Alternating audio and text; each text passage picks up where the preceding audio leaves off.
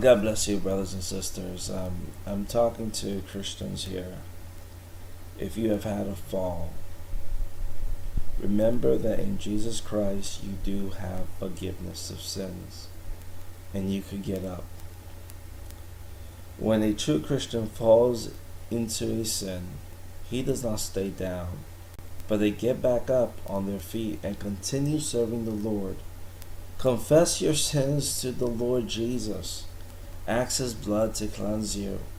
And by the help of God, the Holy Spirit, continue in this fight. There will be days of defeat, but if you focus on the days that you are defeated, you will never look at the years, months, and weeks and days that the Lord has given you victory. Micah chapter 7.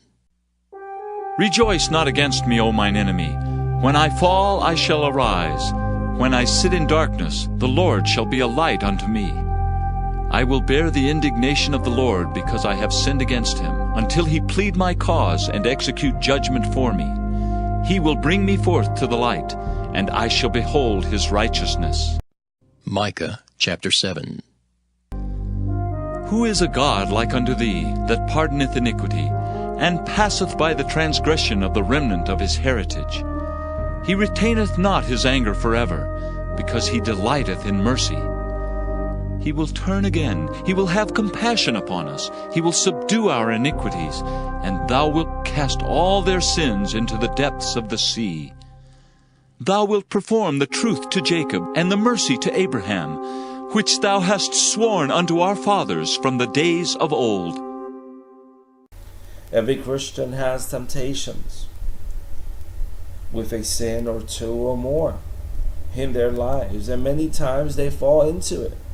But the real true Christian never says, I am my sin and I love it. They never say, I am a homosexual, I am a lesbian, or I am an adulterer, or I am a drunkard and I'm proud of it. The true Christian doesn't identify himself with his or her sin. They recognize that they are sinners, but they never identify themselves with the sin they fell into. Psalm 32, a psalm of David, Maskil. Blessed is he whose transgression is forgiven, whose sin is covered. Blessed is the man unto whom the Lord imputeth not iniquity, and in whose spirit there is no guile. Psalm 85. Thou hast forgiven the iniquity of thy people. Thou hast covered all their sin. Selah. Psalm 103. Who forgiveth all thine iniquities, who healeth all thy diseases, who redeemeth thy life from destruction, who crowneth thee with loving kindness and tender mercies, who satisfieth thy mouth with good things, so that thy youth is renewed like the eagles. The Lord executeth righteousness and judgment for all that are oppressed. He made known his ways unto Moses, his acts unto the children of Israel. The Lord is merciful and gracious, slow to anger and plenteous in mercy. He will not always chide, neither will he keep his anger forever. He hath not dealt with us after our sins, nor rewarded us according to our iniquities.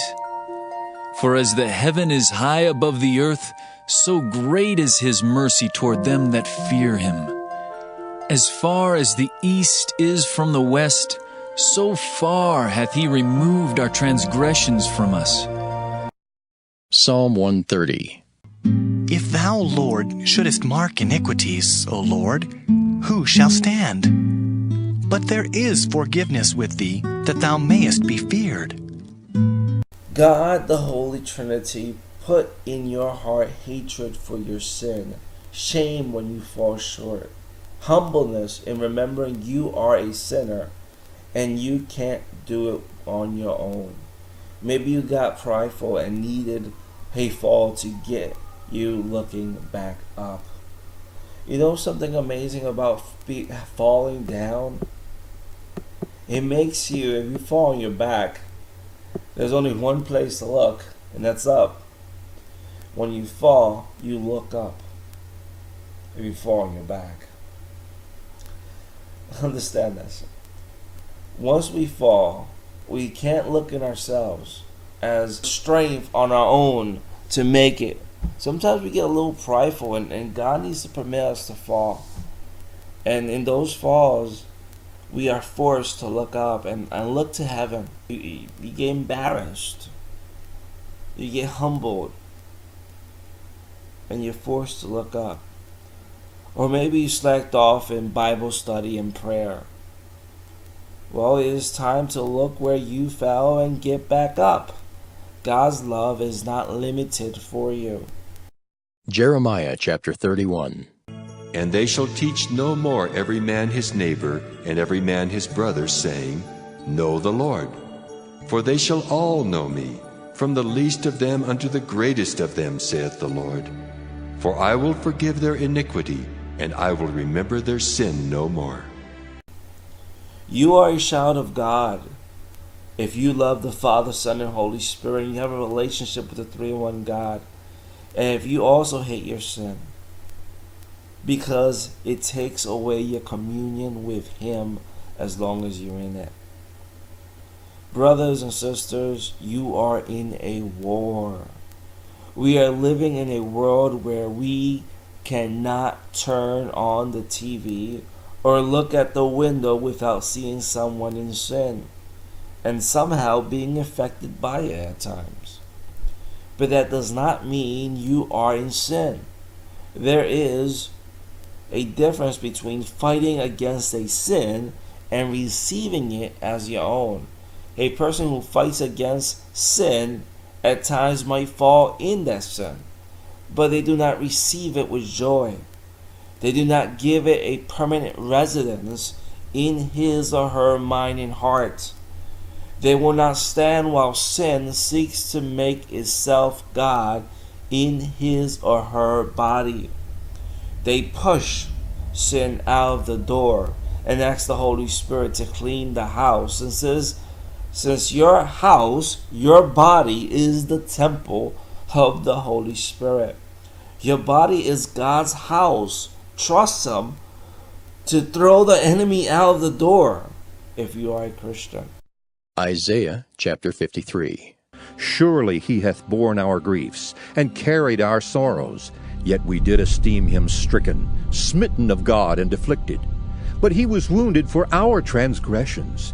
He was bruised for our iniquities. The chastisement of our peace was upon Him, and with His stripes we are healed. All we like sheep have gone astray.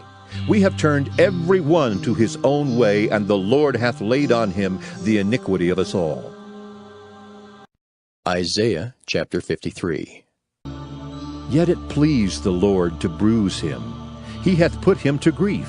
When thou shalt make his soul an offering for sin, he shall see his seed. He shall prolong his days, and the pleasure of the Lord shall prosper in his hand. He shall see of the travail of his soul, and shall be satisfied.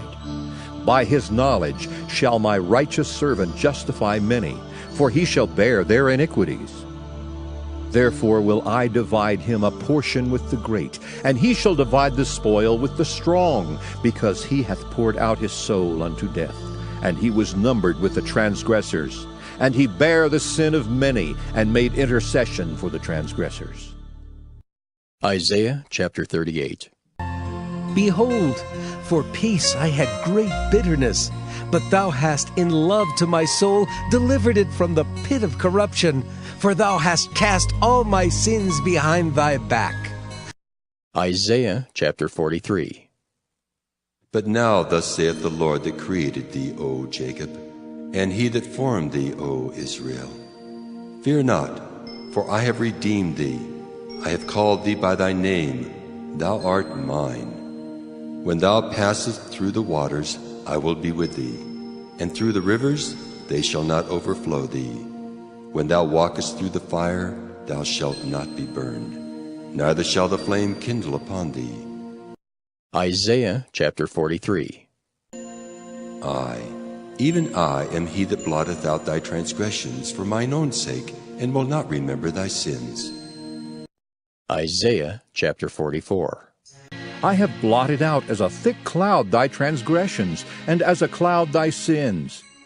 Return unto me, for I have redeemed thee. Sing, O ye heavens, for the Lord hath done it. Shout, ye lower parts of the earth. Break forth into singing, ye mountains, O forest, and every tree therein. For the Lord hath redeemed Jacob and glorified himself in Israel. And God bless you. I'll see you next program of Getting to Know Jesus.